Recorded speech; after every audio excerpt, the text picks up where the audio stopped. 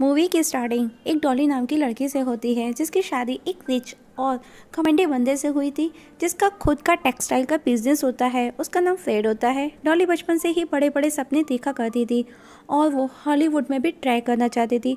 After marriage Dolly को life की सारी सुख सुविधाएं मिल जाती हैं, लेकिन जो रेस्पेक्ट और हक उसे चाहिए था ऐसा उसको कुछ भी नहीं मिला था।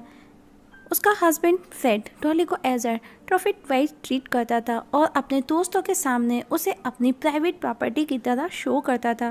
फ्रेड काफ़ी डोमिनेटिंग पर्सन था और वो डॉली की हर ख्वाहिश पूरी करता था, जैसे कि घूमना फिरना, बाहर खाना पीना, जो कि सिर्फ एक दिखावा था। फ्रेड के पास में बिल्कुल भी समय नहीं होता था because of business. Fred Dolly से एक्सपेक्ट करता था कि जब वो घर पर शाम को लौट कर आए तो डॉली उसका वेट करे, उसके लिए खाना बनाए और घर की देखभाल करे। फ्रेड हमेशा डॉली को अपने कंट्रोल में रखना चाहता था। डॉली किसी और की तरफ देखे ये उसको कभी पसंद नहीं था। वही डॉली इस लाइफ को एंजॉय तो कर रही थी, लेकिन वो अपने हस्बैंड से अब ऊब चुकी है क्योंकि फ्रेड हमेशा अपनी खुशी ढूंढता था। एक्ट्रेस बनने का सपना टूट चुका था। अब डॉली फ्रेड के बिजनेस में इंटरेस्ट लेने लगती है तो फ्रेड उसे उसकी लिमिटेशंस बताता है। अब डॉली किसी तरह अपनी दबी हुई इच्छाओं की पूरी करने का डिसाइड करती है। एक दिन डॉली की नज़र फ्रेड के ऑफिस में काम करने वाले बंदे पर जाती है जिसका नाम एटो होता है, जो कि डॉली से 15 साल छोटा था उम्र में। एटो एक रिपेयरिंग वर्कर होता है। नेक्स्ट डे डॉली जानबूझ करके अपनी सिलाई की मशीन को ख़राब कर देती है, जिसे ठीक करवाने के लिए फ्रेड को बोलती है। फ्रेड मशीन ठीक करवाने के लिए एटो को बोलता है। डॉली उसे जाल में फंसाना स्टार्ट करती है, जिसकी वजह से एटो बार बार उसके घर आने लगा था क्योंकि वो उसकी तरफ अट्रैक्ट हो रहा था। डॉली भी उसे हर रोज मशीन के कुछ न कुछ, कभी पार्ट्स चेंज कराने के बहाने, कभी खराबी ठीक करवाने के बहाने घर पर बुलाने लगी थी और एटो भी आने लगा था। एटो बहुत अच्छे से जानता था कि वो एक मैरिड वुमेन से और अपने से उम्र में बड़ी लड़की के साथ में रिलेशन बना रहा है। वो बार बार डॉली से कहता, अगर तुम फ्रेड के साथ में खुश नहीं हो, तुमको उसके साथ में कोई खुशी नहीं मिलती तो उसे छोड़ क्यों नहीं देती। लेकिन डॉली उसकी बातों को अनसुना कर देती है क्योंकि उसे ये लग्जरीज लाइफ बड़ी ही मुश्किल से मिली थी जिसे वो खोना नहीं चाहती। डॉली की माँ भी एक मेड वर्कर हुआ करती थी जो बड़ी ही मुश्किल से डॉली की कुछ एक इच्छाओं की पूर्ति कर पाती थी। लेकिन एटो का रोज़ रोज़ आना आसपास के लोगों की नज़र में आने लगा था। फ्रेड के निकलते ही एटो डॉली से मिलने उसके घर आ जाता था। डॉली के आसपास के लोगों के पूछने पर डॉली ने बताया था कि एटो उसका सौतेला भाई है और मेरा हस्बैंड उसे बिल्कुल भी पसंद नहीं करता, इसीलिए वो मुझसे मिलने के लिए मेरे हस्बैंड के जाने के बाद चोरी छिपे पीछे से आता है। अब एटो पीछे के रास्ते से आने लगता है। खुद को प्रॉब्लम में देख करके डॉली प्लान करती है कि उसका और एटो का साथ भी बना रहे। वो एटो को खाली पड़ी हुई अटारी में रहने का बोलती है और एटो रेडी हो जाता है क्योंकि उसके आगे पीछे कोई नहीं होता। वो एक अनाथ लड़का है और यहाँ पर उसे डॉली का साथ भी बहुत पसंद आता है। वो उसकी तरफ कुछ ज़्यादा ही अट्रैक्ट हो रहा होता है क्योंकि वो बचपन से अकेला रहा था और फिर वो यहाँ पर फ्रेड के जाने के बाद डॉली के साथ में एंजॉय भी कर सकता था और यहाँ पर रहकर के उसे हर चीज़ मुफ्त में मिल सकती है। उसके लिए उसे कुछ भी नहीं करना, लेकिन डॉली उसके साथ में कुछ शर्त रखती है कि उसे लोगों के लिए इनविजिबल होना होगा और फ्रेड के आते ही वो किसी भी तरह की कोई आवाज़ नहीं कर सकता। एटो पहले तो उसकी बात मानने को रेडी नहीं होता, लेकिन वो डॉली के साथ कुछ ज़्यादा ही इन्वॉल्व हो चुका होता है और अब वो डॉली के लिए कुछ भी कर गुजरने को तैयार हो जाता है। और अब फ्रेड के जाते ही दोनों साथ में टाइम स्पेंड करते थे।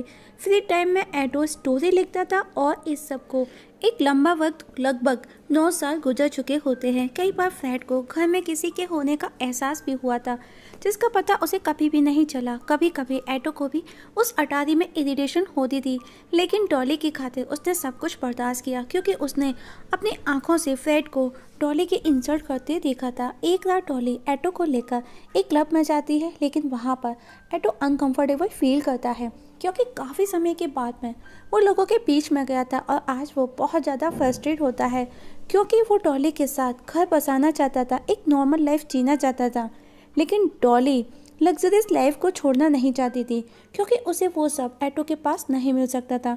डॉली दोनों चीज़ें एक साथ चाहती थी। वो लोगों को ईजीली हैंडल कर सकती थी जैसे कि उसने फ्रेड को बेवकूफ़ बनाया था। डॉली को फ्रेड के जीते जी और उसके मरने के बाद भी उसकी सारी प्रॉपर्टी चाहिए थी, जिसके लिए वो एक बिग अमाउंट का इंश्योरेंस भी करवाती है। डे बाय डे फ्रेड का नेचर और ज़्यादा एग्रेसिव होने लगा था, इसीलिए डॉली फ्रेड की गन निकालकर एटे को छुपाने के लिए दे देती है। एक दिन फ्रेड डॉली के साथ में पार्टी में जाता है। पार्टी में डॉली फ्रेड के रॉय के साथ में डांस करती है, पर उस दौरान उसके साथ में वो फ्लर्ट भी कर रही होती है। ये देखकर कि फ्रेड गुस्से में उठकर डॉली को पार्टी खत्म होने से पहले ही घर ले आता है और घर पर दोनों के बीच में झगड़ा होता है और डॉली जोर जोर से चिल्लाती है। डॉली के जोर जोर से चिल्लाने की आवाज़ सुनकर के एटो वो गन लेकर के वहाँ आ जाता है और जो डॉली चाहती थी वो आज हो जाता है। फ्रेड और एटो आमने सामने होते हैं। एटो फ्रेड पर गन पॉइंट किए होता है जिसे डॉली ने ही दिया था और अब एटो फ्रेड को शूट कर देता है और इस घटना को एक रॉबरी का रूप दे देते हैं। एटो वहाँ से कुछ गहने लेकर के भाग जाता है। तभी कुछ देर में वहाँ पुलिस भी आ जाती है और पुलिस को शक हो जाता है क्योंकि फ्रेड का नोटों से भरा वॉलेट वहीं पड़ा हुआ था और अब डॉली से इंक्वायरी की जाती है।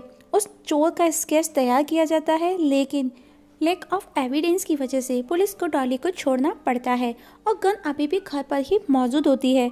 अब डॉली इंश्योरेंस का पैसा लेने के लिए फ्रेड के लॉयर रॉय को घर पर बुलाती है और वो घर पर उसके साथ में फ्लर्ट करती है, जिसकी वजह से उसे इंश्योरेंस का चेक भी जल्दी ही मिल जाता है क्योंकि डॉली की हरकतों को देख रॉय उसे शादी का प्लान भी कर लेता है। लेकिन डॉली की मंशा तो कुछ और ही थी और उसे फ्रेड की गन देते हुए वो कहती है कि ये मैंने फ्रेड की डेथ के बाद में सिक्योरिटी पर्पज से खरीदी थी, पर अब मुझे ये नहीं चाहिए और उसे वो फेंक देने का बोलती है। रॉय पर डॉली का भूत सवार होता है, इसीलिए वो ठीक वैसा ही करता है जैसा वो बोलती है। आफ्टर सम डेज डॉली एटो के साथ में कैलिफोर्निया शिफ्ट हो जाती है और एटो को बार बार वो ये बोलती है कि वो जो भी कर रही है हम दोनों के लिए ही कर रही है। लेकिन अब एटो को भी डॉली की चालाकी समझ आने लगी थी कि डॉली उसकी फीलिंग्स के साथ में खेल रही है, सिर्फ उसका यूज़ कर रही है। लेकिन सब कुछ जानने के बाद भी एटो कुछ नहीं कर सका और अब डॉली हर रोज़ लवर चेंज करने लगी थी और अभी भी वो किसी डिफेंस वर्कर हरमन को डेट कर रही होती है। अभी वो हरमन के साथ रिलेशनशिप में थी। डॉली ये बात बहुत अच्छे से समझती थी कि उसका सीक्रेट ज़्यादा दिन तक सीक्रेट नहीं रह सकता। कुछ दिनों में रॉय को पता लग जाता है कि डॉली उसे चीट करके भाग गई है, तो वो बंदूक पुलिस को दे देता है और पुलिस से डॉली के अगेंस्ट इंक्वायरी करने की रिक्वेस्ट करता है। और उसी ऑफिसर को डॉली पर पहले भी डाउट था, तो डॉली का एड्रेस निकलवा करके उससे इंटेरोगेट करने के लिए वहाँ पहुँच जाता है। वहाँ पर ऑफिसर को हरमन का सामना करना पड़ता है, जो कि डॉली ने ही अपने प्रोटेक्शन के लिए उसे पहले ही अपने फेवर में किया हुआ था। और अब ऑफिसर को खाली हाथ लौटना पड़ता है क्योंकि हरमन के सामने ऑफिसर के सवाल कम पड़ जाते हैं और अब हरमन डॉली को शादी के लिए प्रपोज कर देता है। ये सब एटो बर्दाश्त नहीं कर पाता, वो वहीं पर होता है और एक दिन जब डॉली हरमन के साथ एक रूम में होती है तो एटो चाकू से हरमन को डराता है और उसे घर से बाहर निकालने को कहता है। और अब एटो ऑफिसर को कॉल कर सब कुछ सच सच बता देता है कि क्या क्या प्लान किया था डॉली ने। हरमन को जब डॉली की हकीकत पता चलती है तो वो शॉक्ड हो जाता है, लेकिन वो डॉली को फिर भी फेवर करता रहा। वहीं एटो को पब्लिक सिंपैथी मिल रही थी क्योंकि सबको पता चल चुका था कि डॉली ने ये सब अपनी सुख सुविधा लेविश लाइफ के लिए फ्रेड का यूज़ किया और एटो को सेक्स स्लेव बनाकर के रखा और उसी से फ्रेड को मरवा डाला। लेकिन सभी एविडेंस एटो के अगेंस्ट होते हैं और डॉली को आज़ादी और एटो को सज़ा मिलती है। लेकिन स्टैचू ऑफ लिमिटेशन की वजह से एटो के कुछ ही दिनों में रिहाई जल्दी ही मिल जाती है और अब एटो वापस से कनाडा चला जाता है और वो अब अपने डॉली से सारे रिलेशन भी ख़त्म कर चुका था। अपनी इनकम्प्लीट बुक को कंप्लीट करके पब्लिश करता है और अब अपनी एक नई पहचान के साथ में अपनी लाइफ की शुरुआत करता है, खुद को नया नाम भी देता है और अब वो अपनी मर्जी से अपनी लाइफ को भी जीने लगा था। वहीं डॉली को वहीं लॉस एंजल्स में दिखाया जाता है, जो हर रोज एक नया बॉयफ्रेंड चेंज कर रही होती है।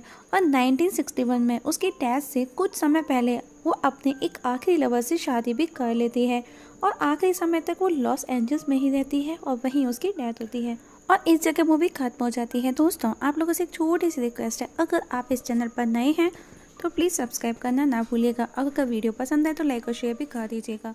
वीडियो देखने के लिए थैंक यू सो मच।